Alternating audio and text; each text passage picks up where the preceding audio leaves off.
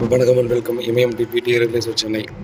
So இப்போ நம்ம பார்க்க வந்த இடம் பார்த்திங்க அப்படின்னா, நமக்கு வண்டலூர்லேருந்து பார்த்திங்கன்னா ஊரப்பாக்கம் போகும்போது ஒரு செமி கமர்ஷியலுங்க. ஸோ GST ரோட்லேருந்து எக்ஸாக்டாக பார்த்திங்கன்னா ஒரு 200 மீட்டர் உள்ள.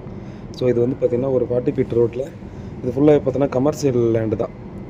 ஸோ இந்த இருக்கிற எல்லாம் பார்த்தீங்கன்னா கமர்ஷியல் பில்டிங்ஸ் தான் இருக்கும். சின்ன சின்ன கடைங்க எல்லாம் பார்த்தோன்னா லைனாக இருக்கும். அந்த இடத்துல பார்த்திங்க அப்படின்னா 25க்கு 61 ஒரு 1400 ஸ்கொயர் ஃபீட் கிட்ட பார்த்திங்கன்னா நமக்கு வந்து சேல்ஸ் வந்துருக்குது.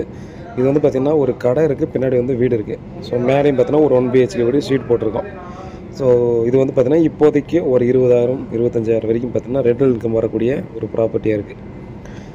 இது வந்து பார்த்திங்கன்னா நமக்கு வந்து சவுத் ஃபேஸிங் இருக்குது, செமி கமர்ஷியலு.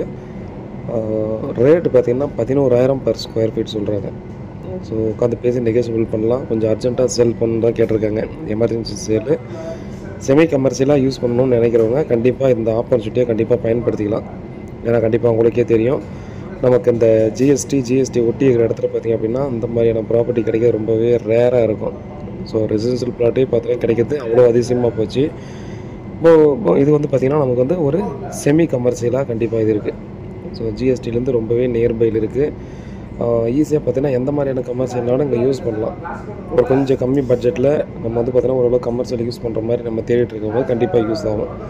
இது நம்ம bus stand new bus stand வந்து கிட்டத்தட்ட பார்த்தீங்கன்னா ஒரு 700-800 மீட்டருக்குள்ளவே பார்த்தீங்கன்னா இந்த ப்ராப்பர்ட்டியானது நமக்கு வந்து சவுத் ஃபேஸிங் இருக்குது. ஸோ ரேட்டை பொறுத்தவரைக்கும் பார்த்தீங்கன்னா உட்காந்து பேசலாம் தான் சொல்லியிருக்காங்க. நமக்கு அந்த லொக்கேஷன் எக்ஸாக்டாக எங்கே இருக்குதுன்னு பார்த்திங்க அப்படின்னா, நமக்கு நியூ பஸ் ஸ்டாண்ட்லேருந்து நம்ம கூடுவஞ்சேரி வரோம் இல்லையா. ஸோ லெஃப்ட் சைட்லேயே பார்த்துட்டு வந்தீங்க அப்படின்னா ஒரு 500 மீட்டரில் FB கேக்ஸ்னு ஒன்று இருக்கும். ஸோ அதுக்கு அப்படியே ஒட்டி பார்த்திங்கன்னா உள்ளே ஒரு ரோடு போகும். அந்த ரோட்டில் தான் நம்ம இறங்கி போகணுன்னா இந்த ப்ராப்பர்ட்டி வந்துடுது.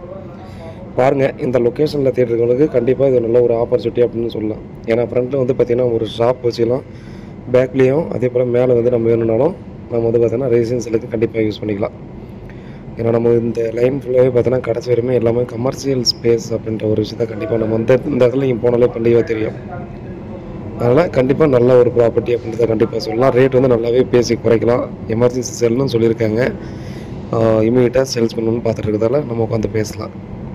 வேறு ஏதாவது டவுட் தான் வாட்ஸ்அப் பண்ணாலும் கால் பண்ணுங்கள். பரவாயில்லை காத்துட்ருக்கேன். உண்மையாகவும் நேர்மையாகவும் கூட நன்றி.